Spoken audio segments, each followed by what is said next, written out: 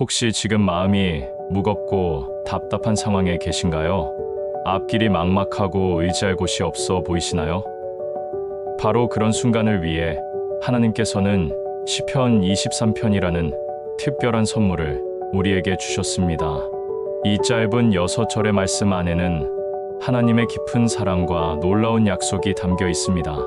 이 말씀은 단순한 위로의 글이 아닙니다. 하나님께서 우리 삶에 어떻게 역사하시는지, 어떤 방식으로 우리를 돌보시는지를 생생하게 보여주는 살아있는 약속입니다. 오늘은 시편 23편을 매일 붙들고 묵상할 때 우리 삶에 일어나는 4가지 놀라운 기적에 대해 차근차근 나누어 보겠습니다. 이 시간이 여러분에게 새로운 소망과 확신을 심어드리는 귀한 시간이 되기를 바랍니다. 첫 번째 기적, 마음의 공허함이 채워지는 놀라운 변화. 여호와는 나의 목자시니 내게 부족함이 없으리로다. 시편 23편의 첫 구절은 우리 삶의 첫 번째 기적을 가져다 줍니다. 마음 깊은 곳에 공허함이 채워지는 놀라운 변화입니다. 현대를 살아가는 우리는 늘 무언가가 부족하다고 느끼며 살아갑니다. 물질이 부족하다고 걱정하고, 사랑이 부족하다고 외로워하며, 능력이 부족하다고 불안해합니다. 심지어 믿음마저 부족하다고 자책하곤 하죠. 이런 결핍감은 우리 영혼을 메마르게 만듭니다. 마치 사막에서 오아시스를 찾는 나그네처럼 우리는 끊임없이 무언가를 찾아 헤매지만 진정한 만족을 얻지 못합니다. 그런데 다윗은 확신에 찬 고백을 했습니다. 여호와는 나의 목자시니 내게 부족함이 없으리로다. 다윗이 이렇게 고백할 수 있었던 이유는 실제 목자의 경험이 있었기 때문입니다. 어린 시절부터 양들을 돌보며 목자가 양을 얼마나 세심하게 보살피는지 몸소 체험했습니다. 목자는 양들이 필요로 하는 모든 것을 미리 준비합니다. 언제 풀을 먹어야 하는지, 언제 물을 마셔야 하는지, 언제 쉬어야 하는지를 정확히 알고 있습니다. 양들은 걱정할 필요가 없습니다. 목자가 모든 것을 계획하고 준비해 두었기 때문입니다. 하나님께서도 바로 그런 목자가 되어주십니다. 우리의 필요를 미리 아시고 때에 맞춰 공급해 주십니다. 우리가 깨닫지 못하는 사이에도 하나님의 손길은 이미 우리를 위해 준비되어 있습니다. 한 성도님의 간증이 있습니다. 갑작스럽게 직장을 잃고 앞길이 막막했던 상황에서 매일 아침 이 말씀을 고백했다고 합니다. 처음엔 현실과 동떨어진 말씀처럼 느껴졌지만 계속 붙들고 고백하니 마음의 평안이 찾아왔습니다. 그리고 한 달 후 예상치 못한 곳에서 더 좋은 기회가 찾아왔다고 하시더군요. 이것이 바로 첫 번째 기적입니다. 하나님께서 우리의 관점을 바꿔주시는 것입니다. 부족하다고 여겼던 것들이 사실은 하나님의 완벽한 계획 안에 있다는 것을 깨닫게 해주십니다. 두 번째 기적, 영혼의 깊은 평안을 얻는 은혜. 그가 나를 푸른 풀밭에 누이시며 쉴만한 물가로 인도하시는도다. 내 영혼을 소생시키시고 자기 이름을 위하여 의의 길로 인도하시는도다. 시편 23편 2에서 3절. 두 번째 기적은 진정한 영혼의 평안을 얻는 것입니다. 요즘 세상에서 진정한 쉼을 누리기란 쉽지 않습니다. 몸은 누워 있어도 마음은 여전히 분주하고, 잠자리에 들어도 온갖 생각들이 머릿속을 맴돕니다. 특히 신앙인들은 더욱 그렇습니다. 교회 일, 가정 일, 직장 일에 더해 기도해야 한다는 부담, 봉사해야 한다는 압박감까지 더해집니다. 어느새 신앙생활마저 또 하나의 짐이 되어버린 것은 아닌지 돌아보게 됩니다. 하지만 하나님께서는 우리에게 참된 쉼을 주시고 싶어 하십니다. 푸른 풀밭이라는 표현을 주목해보세요. 히브리어 원문에서 이 단어는 단순히 색깔을 의미하는 것이 아니라 생명력이 넘치고 풍성한 곳을 뜻합니다. 광야의 메마른 땅에서 푸른 풀밭을 찾는 것은 목자의 실력과 사랑을 보여주는 것이었습니다.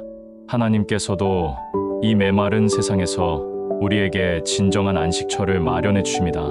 그곳은 단순히 몸을 쉬는 곳이 아니라 영혼이 회복되고 새 힘을 얻는 곳입니다. 쉴만한 물가라는 표현도 깊은 의미가 있습니다. 히브리어로 메누코트라고 하는데 고요하고 평안한 물을 뜻합니다. 양들은 급류에서는 물을 마실 수 없습니다. 물소리가 크면 놀라고 물이 거세게 흐르면 위험하기 때문입니다. 하나님께서는 우리를 그런 고요한 곳으로 인도해 주십니다. 세상의 소음과 혼란에서 벗어나 조용한 곳에서 영혼의 갈증을 해소할 수 있도록 해주십니다. 한 성도님은 극심한 스트레스와 우울감에 시달리던 중 새벽 기도회에서 이 말씀을 묵상하다가 갑자기 눈물이 쏟아졌다고 합니다. 그동안 항상 무언가를 해야 한다는 강박에 시달렸는데 하나님께서는 먼저 쉬게 해주시고 싶어 하신다는 것을 깨달았다고 하더군요. 그날부터 기도의 자세가 바뀌었답니다. 무언가를 간구하기 전에 먼저 하나님 앞에서 마음을 내려놓는 시간을 가지기 시작했고 놀라운 평안이 찾아왔다고 합니다. 내 영혼을 소생시키시고라는 말씀이 현시된 것입니다. 소생시킨다는 히브리어 단어는 회복시킨다, 되살린다는 의미입니다. 죽어가던 것을 다시 살려내시는 하나님의 능력을 보여주는 표현입니다. 세 번째 기적, 두려움을 이기는 담대한 용기. 내가 사망의 음침한 골짜기로 다닐지라도 해를 두려워하지 아니할 것은 주께서 나와 함께 하심이라. 주의 지팡이와 막대기가 나를 안위하시나이다. 시편 23편 4절. 세 번째 기적은 어떤 상황에서도 두려워하지 않는 담대한 용기를 얻는 것입니다.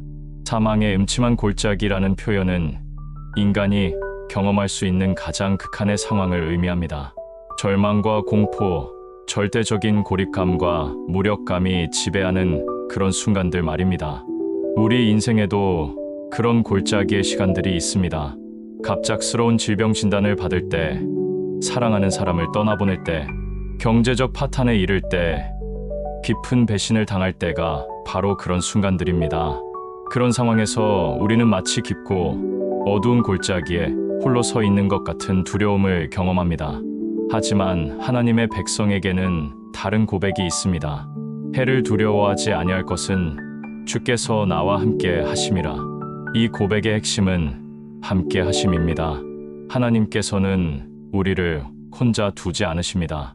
가장 어둡고 절망적인 순간에도 우리와 함께 걸어가 주십니다. 성경의 다니엘을 생각해 보세요. 사자굴에 던져진 그 절망적인 상황에서도 다니엘은 두려워하지 않았습니다. 하나님께서 함께 하신다는 확신이 있었기 때문입니다.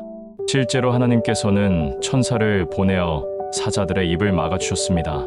한 성도님은 갑작스럽게 암 진단을 받았을 때의 경험을 나누어 주셨습니다. 처음엔 극도의 공포에 사로잡혔지만 새벽 기도 시간에 이 말씀이 강하게 마음에 임했다고 합니다. 그 순간 놀라운 평안이 찾아왔고 죽음에 대한 두려움보다 하나님께서 함께 하신다는 확신이 더 커졌다고 하더군요.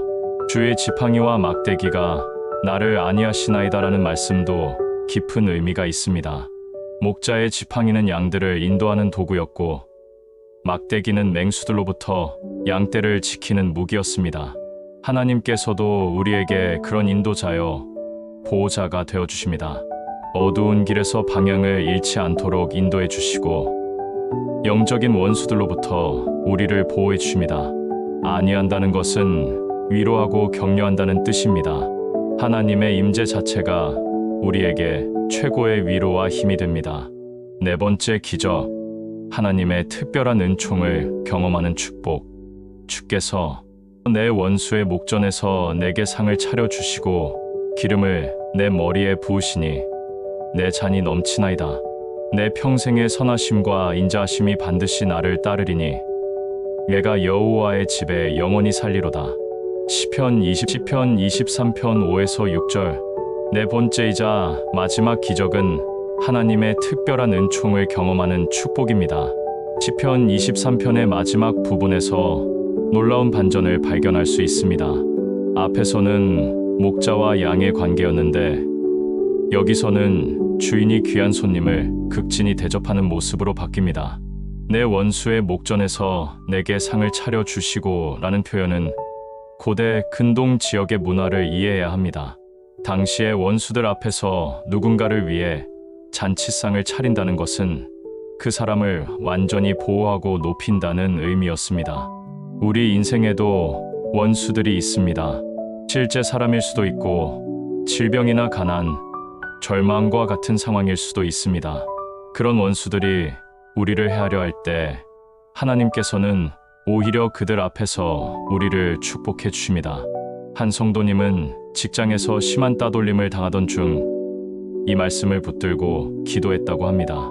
그만두게 해달라는 기도 대신 그 자리에서 하나님의 영광을 드러낼 수 있게 해달라고 기도하기 시작했답니다. 몇 달 후 큰 프로젝트에서 성공을 거두며 전 직원 앞에서 표창을 받게 되었다고 하더군요. 기름을 내 머리에 부으시니라는 표현은 최고의 환대를 의미합니다. 왕이나 제사장을 세울 때 기름을 부었듯이 하나님께서는 우리를 왕 같은 제사장으로 대우해 주신다는 뜻입니다. 내 잔이 넘치나이다는 하나님의 축복이 우리의 기대를 뛰어넘는다는 의미입니다. 단순히 필요를 채워주시는 것이 아니라 멈칠 정도로 풍성하게 주십니다. 한 성도님은 오랜 경제적 어려움 중에 이 말씀을 붙들고 감사하며 11조를 꾸준히 드렸다고 합니다. 몇 년 후 예상치 못한 사업 기회가 생겨 정말로 잔이 넘치는 축복을 경험했다고 하더군요. 내 평생의 선하심과 인자하심이 반드시 나를 따르리니라는 약속은 하나님의 축복이 일시적이 아니라 평생에 걸쳐 지속된다는 의미입니다. 따른다는 히브리어 단어는 추격한다는 뜻입니다. 마치 경찰이 도둑을 추격하듯이 하나님의 사랑이 우리를 끈질기게 따라온다는 것입니다. 우리가 하나님을 찾아가는 것이 아니라 하나님께서 먼저 우리를 찾아오십니다. 내가 여호와의 집에 영원히 살리로다는 우리의 최종 목적지가 이 세상의 성공이나 행복이 아니라 하나님과 영원히 함께하는 것임을 보여줍니다. 이제 이 놀라운 약속들을 어떻게 우리 일상에 적용할 수 있을까요? 먼저 매일 아침 시편 23편으로 하루를 시작해보세요. 여호와는 나의 목자시니 내게 부족함이 없으리로다라는 고백으로 하루를 열면 하나님께서 오늘 하루도 여러분을 돌보실 것이라는 확신을 가질 수 있습니다. 힘든 상황에 처했을 때는 내가 사망의 음침한 골짜기로 다닐지라도 해를 두려워하지 아니할 것은 주께서 나와 함께 하심이라는 말씀을 붙들어 보세요. 잠자리에 들기 전에는 시편 23편 전체를 천천히 묵상하며 하루 동안 베푸신 하나님의 은혜를 되돌아보는 시간을 가지시기 바랍니다. 또한 이 말씀을 암송해 보세요. 급한 상황에서도 이 말씀이 여러분의 마음을 지켜줄 것입니다. 가족들과 함께 이 말씀을 나누고 각자가 받은 은혜를 나누는 시간도 가져보시기 바랍니다. 사랑하는 여러분, 시편 23편은 3000년 전 다윗이 기록한 말씀이지만 오늘 우리에게도 살아서 역사하는 하나님의 약속입니다. 목자이신 하나님께서는 지금도 여러분을 사랑하시고 돌보시며 인도하고 계십니다. 여러분의 필요를 아시고 마음을 이해하시며 모든 길을 함께 걸어가고 계십니다. 오늘부터 시편 23편과 함께하는 새로운 삶을 시작해보세요. 마음의 공허함이 채워지는 삶, 깊은 평안이 있는 삶, 두려움 없는 담대한 삶, 그리고 하나님의 특별한 은총을 경험하는 축복된 삶을 살아가시기 바랍니다. 하나님의 선하심과 인자하심이 평생 여러분을 따르는 은혜로운 인생이 되시길 바라며 오늘도 주님의 평안과 축복이 여러분과 함께 하시기를 기도합니다. 다음에 더 귀한 말씀으로 다시 만나 뵙겠습니다. 감사합니다.